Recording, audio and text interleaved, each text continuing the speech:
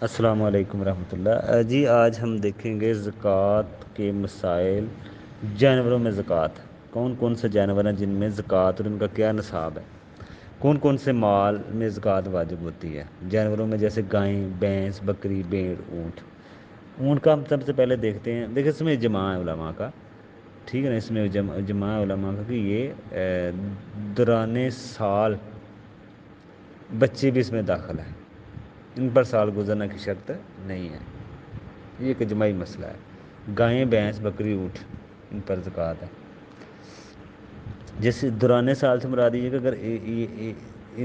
اگر ان کی زکوٰۃ کا مسئلہ چل رہا ہے ٹائم چل رہا ہے تو اس دوران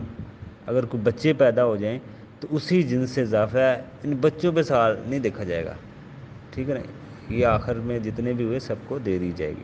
پہلی شرط اس کو نصاب کو پہنچنا بھی ہو جیسے یہ اونٹ ہے 5 اونٹوں پہ ایک ہے تو یہ نصاب سے اگر کم ہے تو کوئی مسئلہ نہیں زکوٰۃ والا ٹھیک ہے نا تو یہ پہلی شرط اس کو دیکھیں کہ یہ نصاب کو پہنچتے ہوں جانور اور انسان مالک بھی ہو ٹھیک ہے نا دوسری شرط اگر اس کو دیکھیں تو 1 سال پورا ہونا کھیتی فروٹ کے علاوہ کیونکہ اس میں جب بھی وہ آپ پیداوار لیں تو اس پہ دینی ہوتی ہے اس کے علاوہ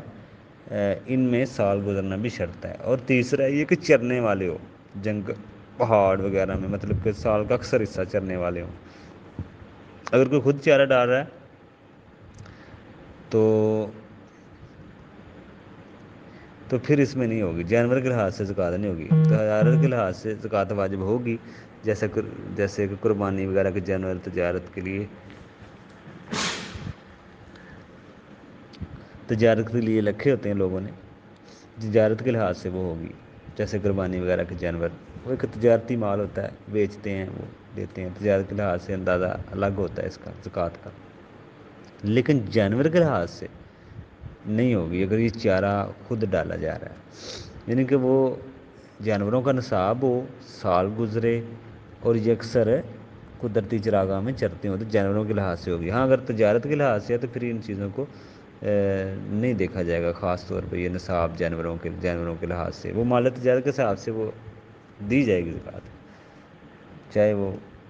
چارہ اپنا ڈال رہے ہیں یا کیسا بھی ہے پھر نصاب والی شکل ختم ہو جاتی ہے انسان مالک ہے مال تجارت ہے مال تجارت کے حساب سے ہوگی چوتھی شرط اس میں جانور کام کے لیے نہ رکھے ہوں جیسے گھوڑے جن سے کام لیا ہو گھروں میں کام کے لیے یا ہل چلانے کے لیے رکھے ہوتے ہیں اس پہ زکوٰۃ نہیں ہے نہ ہی ان کو اکاؤنٹ کریں گے دوسرے جانوروں میں ٹھیک ہے نا ان کو اکاؤنٹ نہیں کریں گے یہ اپنے استعمال کے لیے جانور رکھے ہوتے ہیں ان جانوروں میں ان کی کاؤنٹنگ نہیں ہوگی اونٹوں میں تھوڑا سا دیکھ لیں کہ اونٹوں میں اکثر ہمارے ہاں تو خیر اتنا نہیں آتا پیش لیکن پھر بھی اس کو دیکھنا چاہیے انسان کو پتہ ہو کہ اونٹوں کا کیا نصاب ہے اونٹوں کے بارے میں تھوڑی سی تفصیل ہم نے دیکھ لی ہے کہ پہلی شرط کیا ہے کہ نصاب کو پہنچنا جیسے 5 ہوں تو اس پہ زکوٰۃ ہوگی 5 سے کم پہ نہیں ہے دوسرا انسان مالک بھی ہو اور 1 سال پورا ہونا بھی ہے اس میں کہ سال گزرے اور یہ قدرتی چراگاہ میں چرتے ہوں زیادہ اکثر اب دیکھتے ہیں یہ ساری شرطیں پوری ہیں تو 5 سے 9 تک ایک بکری زکوٰۃ ہے اونٹوں پر اگر 10 اونٹ ہیں 10 سے 14 تک 2 بکریاں 15 سے 19 تک 3 بکریاں 20 سے لے کر 24 تک اگر اونٹ ہیں اونٹنی تو 4 بکریاں 25 سے 25 سے 35 تک 1 سال اونٹنی فیمیل بچہ اسی طرح آگے بھی یہ 10 بڑھتی جائیں گی تو جیسے 36 سے 45 تک 2 سال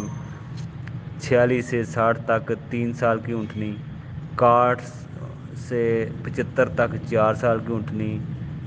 ٹھیک ہے نا 91 سے 120 تک 2-3 سال کی ٹھیک ہے نا 2 اونٹنیاں 3 سال کی تو یہ